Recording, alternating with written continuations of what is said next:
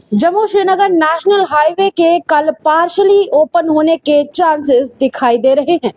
नमस्कार, आप लोगों का स्वागत है द अर्थ न्यूज में। मैं हूं साक्षी सहनी और ये जो बात अभी मैंने आपको बताई है ये और किसी ने नहीं बल्कि पीएमओ डॉक्टर जितेंद्र सिंह ने बताई है।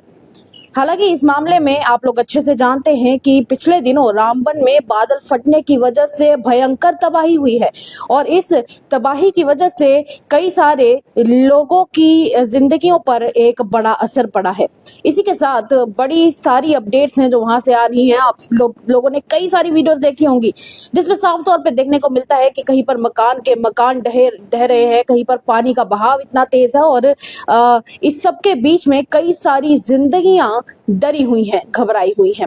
हालांकि नेशनल हाईवे 44 के बंद होने की वजह से, यानी कि जो रास्ता रामबन से होकर जाता है, लैंडस्लाइड्स होने की वजह से वहां पर काफी सारे लोग फंसे हुए हैं। दूसरी तरफ आपको ये भी बता दें कि काफी सारे लोगों के घरों की बिजली जा चुकी है, काफी सारे लोगों के घरों में पानी की सप्लाई नहीं पहुंच रही है और कई ऐसे लोग हैं जिनको जम्मू से श्रीनगर जाना था पर हाईवे यहाँ से बंद होने की वजह से वो जा नहीं पा रहे हैं। कल भी आपके साथ हमने स्टोरी साझा की थी और बताया था कि यहाँ पर जो ड्राइवर्स हैं उनका भी कामकाज किस तरीके से ठप पड़ा हुआ है।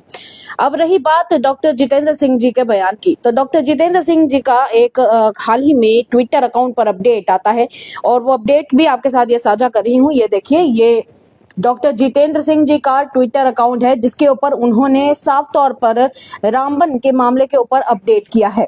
अपडेट करते हुए उन्होंने कहा है कि कई सारे घरों में बिजली की सप्लाई को रिस्टोर किया जा रहा है, जो पानी की सप्लाई कम पड़ चुकी है उसको भी पूरा करने की पूरी कोशिश की जा रही है। और इसी के साथ डॉक्टर जितेंद्र सिंह लिखते हैं कि इलेक्ट्रिसिटी सप्लाई को रिस्टोर किया जा रहा है।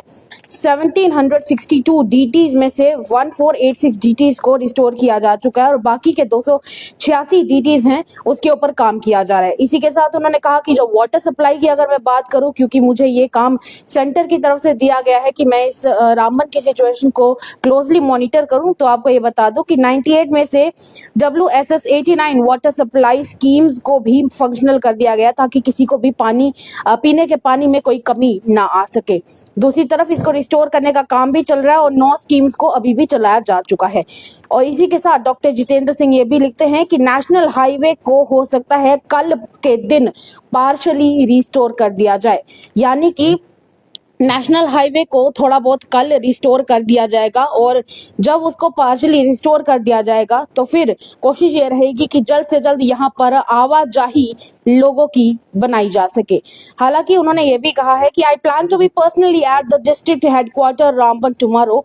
मैं कल पर्सनली डिस्ट्रिक्ट हेडक्वार्टर जो है रामबन का, वहां पर विजिट करने की कोशिश करूंगा ताकि बाकी के जो मेजर्स हैं उसके ऊपर काम किया जा सके और एडमिनिस्ट्रेशन का जो काम है इस इलाके में ज्यादा से ज्यादा लोगों को सहूलियत पहुंचाने का उसके ऊपर काम कर सकूं। अब बड़ा सवाल ये है कि क्या सच में कल के दिन रामबन का ये जो नेशनल हाईवे श्रीनगर है, ये जो रामबन के रास्ते से होकर जाता है, क्या इसको पार्शली रिस्टोर कल के दिन कर दिया जाएगा? ये एक बड़ा सवाल रहने वाला है, क्योंकि सीधी सी बात है, पीएमओ डॉक्टर जितेंद्र सिंह जी ने ये जो बयान दिया है ये बताता है कि कहीं ना कहीं एडमिनिस्ट्रेशन अपनी तरफ से पूरा जोर लगा रही है कि लोगों को जो परेशानी हो रही है उसको ठीक किया जा सके। चलिए, फिलहाल के लिए इतना ही। उम्मीद यही की जाती है कि कल के दिन नेशनल हाईवे 44 को जल्द से जल्द पार्शली रिस्टोर कर दिया जाए ताकि लोगों के लिए ये जो असुविधा बनी हुई है उसके साथ लड़ा जा सके। और रामबन में जितने भी लोग ऐसे हैं जिनसे आप जानते हैं, जिन्हें जानते हैं, उनके साथ इस खबर को जरूर शेयर कीजिएगा। तब तक के लिए तमाम अपडेट्स के लिए देखते रहिए द अर्थ न्यूज। नमस्कार।